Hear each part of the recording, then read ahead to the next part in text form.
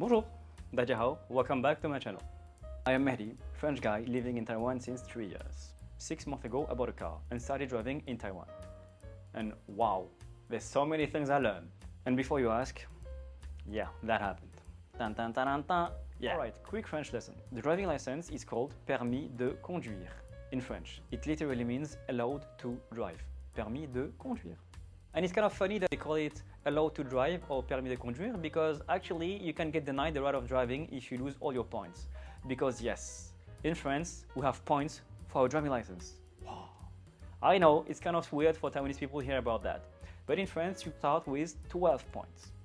And every time you commit an infraction while driving, you lose a couple of points. For example, if you go through a red light while it's red, you lose 4 points. Lose all your points and you lose the right to drive. Yep, that's harsh. You don't only pay the fine, you also pay with your points. Do it 3 times and you lose it. In Taiwan, well, you pay the fee and you're good to go. Let's see how it feels for a French guy to drive in Taiwan. And the first thing I learned is that Taiwanese drivers are so chill whenever they drive. Just wow. What's up with you guys? You never honk. I mean, how are you gonna tell the other guy in front of you that he's wrong? Other than honking? Haha, it's a joke, don't me. I'm being told on my earpiece that it's because I didn't drive yet in Taichung.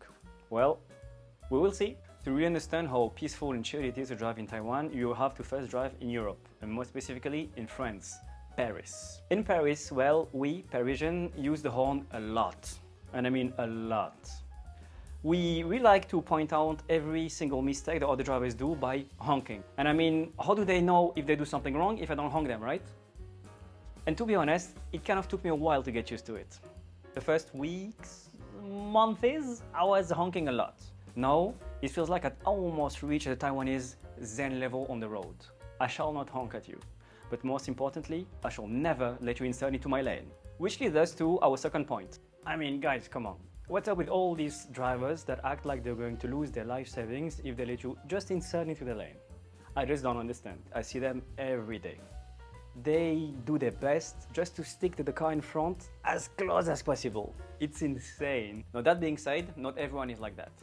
It happens more than it will happen in France, but there's also many kind people that let you pass, of course. Compared to France and especially Paris, I would say that it's a mixed bag. Some people will let you pass with a smile, while others just will look at you straight in the eye and will not let you pass. Ask several of my Taiwanese friends, what's up with this kind of behaviors? Because Taiwanese people are just so nice, so sweet overall, and somehow, whenever they start driving, they become a tad bit more selfish. If you have any input that could be useful, don't hesitate to leave it in the comment below. Thank you. Okay. So the next topic is about scooters. Yes, I know, you've seen it coming, I've seen it coming. We all guessed it was gonna happen at one point. Scooters in Taiwan. Well, they're kind of everywhere. You cannot miss the scooters. You hear them, you see them, and sometimes you're really close to feeling them whenever you cross the road. Scooters. Just, oh my god, the amount of scooters there is on the roads whenever you drive a car is insane. Of course, before, when I was a simple pedestrian, I could see the amount of scooters that was in the streets, right?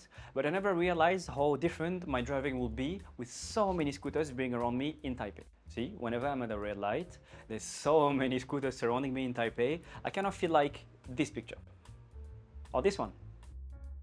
So the best thing for me to do is whenever the light comes green, is to simply avoid any sudden move. You move straight, slowly, and you let them figure out their own path. It will be alright. But it's really stressful at first. Now, before you ask me, yes, we also have scooters in France, but so much less.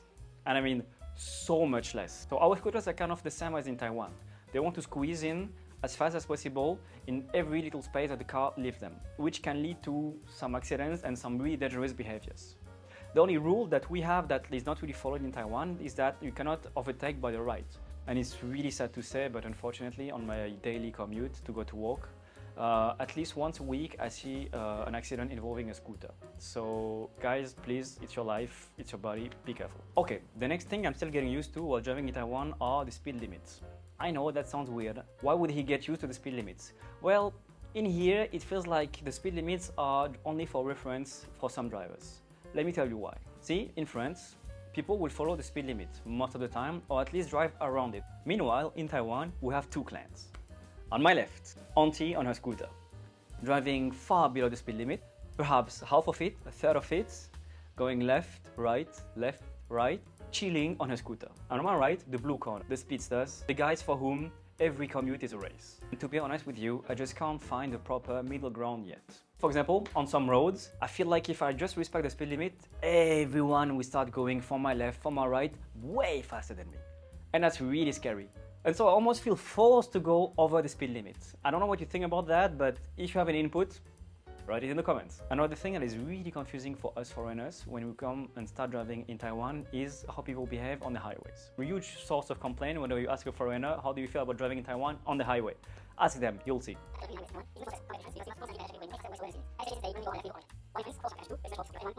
And also, in France, we have way more speed limit controls. In Taiwan, you have a decent amount of automated speed controls, but they are static.